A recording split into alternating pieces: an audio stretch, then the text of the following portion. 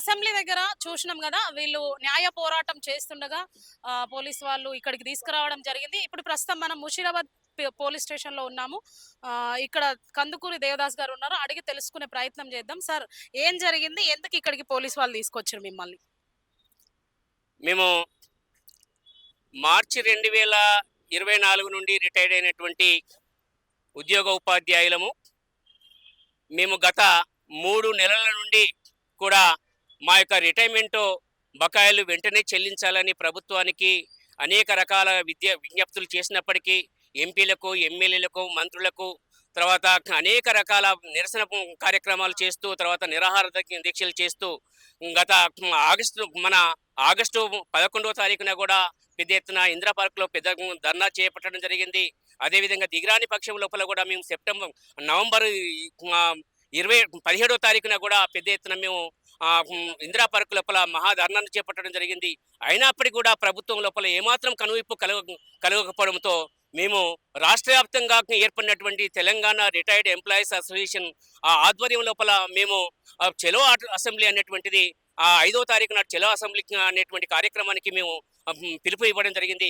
ఆ పిలుపునందుకొని రాష్ట్ర వ్యాప్తంగా అన్ని జిల్లాల నుండి కూడా మా యొక్క రిటైర్డ్ బాధితులైనటువంటి వాళ్ళ పెన్షన్ బాధితులందరూ కూడా రావడం జరిగింది. మేము శాంతియుతంగా ప్రభుత్వం ముందుకు మా యొక్క సమస్యలను, మా యొక్క ఆవేదనను వెలుబుచ్చడం కొరకు మేము ఈరోజు అసెంబ్లీకి రావడం జరిగింది. అసెంబ్లీకి వచ్చి ఆ మీడియాకు ముందు మా యొక్క ఆవేదనను తెలియబుచ్చుకోవడం కొరకు మేము ఆ ప్రతినిధుల ముందు మాట్లాడడం కొరకు మేము మాట్లాడుతూ ఉంటే మమ్మల్ని ఏమాత్రము మాట్లాడుకోకుండా, మా ఆవేదనను చెప్పుకోకుండా మేము ఎందుకొరకు వచ్చాము, మా ఆవేదన ఏంటి అనేటువంటి విషయాలన్నీ కూడా ఏమాత్రం చెప్పకుండా ఆ రోజు ఇప్పుడు మమ్మల్ని అందరినీ కూడా ఈరోజు పోలీసు వాళ్ళు వచ్చి మమ్మల్ని అందరూ కూడా ఈ పోలీస్ వ్యాన్లో ఇక్కడికి ముసిరాబాద్ పోలీస్ స్టేషన్ తీసుకొని మీరు రావడం. ఎలా తీసుకుంటున్నారు సార్? అసెంబ్లీలో మీరు అసెంబ్లీ దగ్గర మీరు న్యాయ పోరాటం చేస్తున్నప్పుడు మీకొచ్చే బకాయిలు మీకు చెల్లించమని మీరు న్యాయంగా డిమాండ్ చేస్తున్నప్పుడు మరి ఈ ప్రభుత్వ వైఖరిని మీరు ఎలా తీసుకుంటున్నారు అసలు? ఈ ప్రభుత్వ వైఖరిని మేము ప్రతి ఒక్కరం కూడా రిటైర్డ్ అయినటువంటి వాళ్ళందరూ కూడా తీవ్రంగా ఖండిస్తున్నాం. ప్రభుత్వం అనేటువంటిది గత టీఆర్ఎస్ ప్రభుత్వం 10 సంవత్సరాలు కూడా ధనిక రాష్ట్రంగా ఉన్నటువంటి ఈ యొక్క తెలంగాణను అంటే దివాలా కోరు అంటే ఆర్థిక మాంద్యంగా మార్చినటువంటి ఆ యొక్క కేసీఆర్ ప్రభుత్వాన్ని మేము అందరం కూడా ఉద్యోగ ఉపాధ్యాయులు అందరం కూడా మేము అందరము ఆ ప్రభుత్వానికి వ్యతిరేకంగా మేము ఓట్లు వేసి ఈ యొక్క కాంగ్రెస్ ప్రభుత్వాన్ని మేము అధికారంలోకి తీసుకొని రాగలిగినాము. ఈ కాంగ్రెస్ ప్రభుత్వము ప్రజాపాలన అనేటువంటి పేరుతోటి రేవంత్ గారు వస్తున్నారు, తర్వాత ఇందిరమ్మ పాలన అనుకుంటూ వస్తున్నారు. కానీ ఇందిరమ్మ పరిపాలన లోపల మాత్రం ఈ విధంగా పరిపాలన లేదు. దీన్ని మాత్రము ప్రజలందరూ కూడా తెలంగాణ ప్రజలందరూ తీవ్రంగా ఖండిస్తున్నాము. మీరు కోరి తెచ్చుకున్న ప్రభుత్వం ఇది. గతంలో 10 సంవత్సరాలు ఇలా జరిగింది. ఇప్పుడైనా మాకు ఇందిరమ్మ రాజ్యం వస్తుందని ఆలోచించి మీరు కోరి తెచ్చుకున్న ప్రభుత్వం ఇది. మరి ఇప్పుడు మీకు న్యాయం జరుగుతుందని అనుకుంటున్నారా మీరు? ఈ తెలంగాణ ప్రభుత్వము మేము కోరుకొని తెచ్చుకున్నటువంటి ఈ ప్రభుత్వం లోపల ఈ యొక్క ఉద్యోగుల యొక్క సమస్యలన్నీ కూడా, తర్వాత పెన్షన్ల యొక్క సమస్యలన్నీ కూడా తీర్చబడతాయి అని మేము శాంతియుతంగా వేచి ఉండి 2 సంవత్సరాలు గడిచినప్పటికీ కూడా ఇప్పటి వరకు కూడా మాకు ఈ 21 నెలలు గడిచినా కానీ రిటైర్మెంట్ ఉద్యోగులకు రావాల్సినటువంటి న్యాయంగా రావాల్సినటువంటి జీపీఎఫ్ కానీ, తర్వాత జిఐఎస్ కానీ, టిహెచ్ఎల్ఐ కానీ, కమ్యూటేషన్ కానీ, గ్రాట్యుటీ కానీ, తర్వాత సరెండర్ లీవ్లు కానీ, పిఆర్సీ 2020 అనేటువంటి ఏరియాస్ కూడా ఇంతవరకు కూడా చెల్లించకపోవడం మహాదారుణం.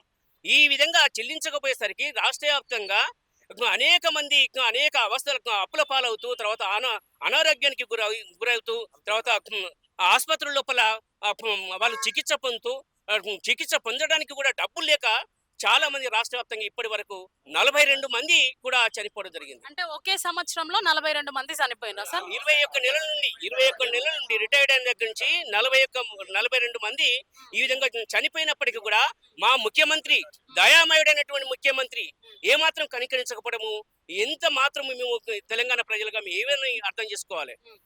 ఈ విధంగా చనిపోతున్నప్పటికీ తన సొంత నియోజకవర్గం కొడంగల్ నియోజకవర్గం లోపల కుడుముల కొండయ్య అనేటువంటి తన స్వగ్రామంలో ఉన్నటువంటి ఆ కుడుముల కొండయ్య గారు పిఎస్హెచ్ఎం తను నేను అనారోగ్యంతో బాధపడుతున్నాను, తర్వాత మూత్రపిండాలకు వ్యాధితో నేను బాధపడుతున్నాను, తర్వాత నాకు డబ్బులు లేవు, నాకు రావాల్సినటువంటి ఆ బకాయిలన్నింటినీ వెంటనే మీరు విడుదల చేసినట్లయితే నా ప్రాణం నిలుస్తుంది అని పత్రికాముఖంగా ప్రకటించుకున్నప్పుడు కూడా ఈ దయామయుడైనటువంటి రేవంత్ గారు ఏమాత్రం కనికరించలేదు. కనికరించకపోవడా 2-3 రోజులకే తను చనిపోవడం జరిగింది. ఇంతవరకు కూడా ఏమాత్రము దయ అనేటువంటిది మా ముఖ్యమంత్రి గారికి లేదు అని మీ ఆవేదనను వెలిబుస్తున్నాము. ఇప్పటి వరకు రాష్ట్ర వ్యాప్తంగా మేము గత ప్రతి సంవత్సరం కూడా ప్రతి అంటే మీడియా వాళ్ళు రిటైర్మెంట్ ఎప్పుడైతే ప్రారంభమైనాయో ప్రతి సంవత్సరము మీ 9,000 చొప్పున రిటైర్ అవుతున్నారని మీడియా వాళ్ళు చెప్పిన లెక్కల ప్రకారము ప్రతి సంవత్సరం 9,000 చొప్పున అన్నప్పుడు ఇప్పటి వరకు 14,000 మంది రిటైర్డ్ అయినారని మేము ప్రకటించుకున్నాము. కానీ మొన్న అసెంబ్లీ లోపల బట్టి విక్రమార్క గారు ప్రకటించిన దాని లోపల 20,500 మంది రిటైర్డ్ అయినారని చెప్తున్నారు. ఈ 20,500 మంది రిటైర్డ్ అయినప్పటికీ కూడా మాకు ఇంతవరకు కూడా బకాయిలు అనేటువంటి చెల్లించకపోవడం లోపల మీ ఆంతర్యం ఏంటిది? అసలు బకాయిలు చెల్లించాలని లేదా మీకు? ఎందుకు మాకు మా పట్ల ఇంత దయ లేకుండా నిర్లక్ష్యంగా మీరు ప్రవర్తిస్తున్నారు అనేటువంటిది ఈ విధంగా ఇప్పటి వరకు చనిపోయినటువంటి ఈ యొక్క 42 మరణాలకు కూడా ప్రభుత్వమే బాధ్యత వహించాలని మేము రిటైర్డ్ పెన్షనర్ల పక్షాన మేము రిటైర్డ్ ఎంప్లాయీస్ అసోసియేషన్ పక్షాన మేము డిమాండ్ చేస్తున్నాము. ఇప్పటి వరకు సార్ ఇప్పటి వరకు మీరు మీ జీవితంలో 35 నుండి 40 ఏళ్ళు మొత్తం కూడా గవర్నమెంట్ కి సర్వీస్ చేసిరు. అయినప్పటికీ వాళ్ళు మీరు దాచిపెట్టుకున్న బకాయిలే మీకు చెల్లించడం లేదు. మరి ఇప్పుడు దీని వెనుక మీ డిమాండ్స్ ఏంటి అసలు? అయ్యా ముఖ్యమంత్రి గారు, మీరు గత జూను లోపల టీజేఏసీ ఇచ్చిన అంటే చలో జంగు సైరన్ చెప్పిన వెంటనే అయితే నన్ను కోసినా కానీ నయా పైస లేదు అని నన్ను అప్పులకు పోయినట్లయితే ఒక దొంగలాగా చూస్తున్నారని ముఖ్యమంత్రి గారు, ఒక గౌరవప్రదమైనటువంటి ముఖ్యమంత్రి గారు రాష్ట్ర నేతగా ఆ విధంగా మాట్లాడేటువంటి సరైన విధానం కాదు. అయితే ఆ విధంగా మీరు మాట్లాడినప్పటికీ మీరు ప్రవేశపెట్టినటువంటి ఏ పథకమైనా ఇప్పటి వరకు ఆపకుండా ఆ పథకాలన్నీ కూడా మరి మీరు కంటిన్యూగా చేసుకుంటున్నారు కదా. మరి మాకు ఇవ్వాల్సినటువంటి డబ్బులు, మాకు న్యాయంగా ఇవ్వాల్సినటువంటి డబ్బులను మీరు ఎందుకు ఇవ్వడం లేదు?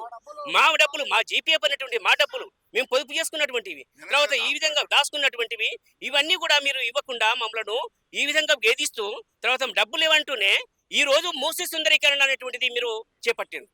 మూసీ సుందరీకరణ అనేటువంటిది చేపట్టి 1,50,000 కోట్లను వెచ్చిస్తున్నారు. మరి ఎక్కడి నుంచి వచ్చినాయి ఈ డబ్బులు? 1,50,000 కోట్లు.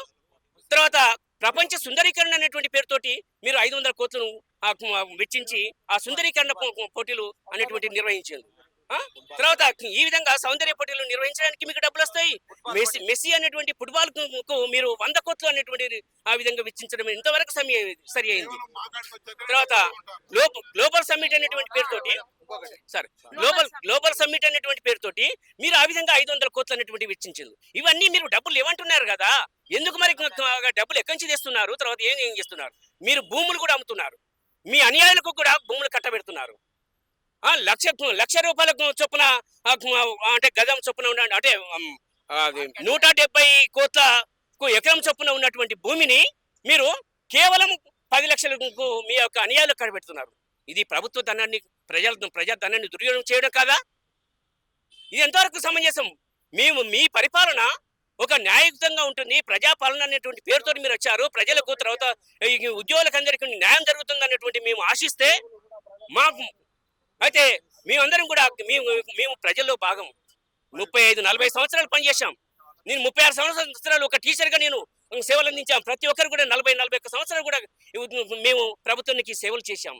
సేవలు చేసిన తర్వాత కూడా మాకు రావాల్సినటువంటి డబ్బులను మీరు ఈ విధంగా ఇవ్వకపోవడం ఇంతవరకు సమంజసము? ఒకసారి ఆత్మ పరిశీలన చేసుకోండి మీరు.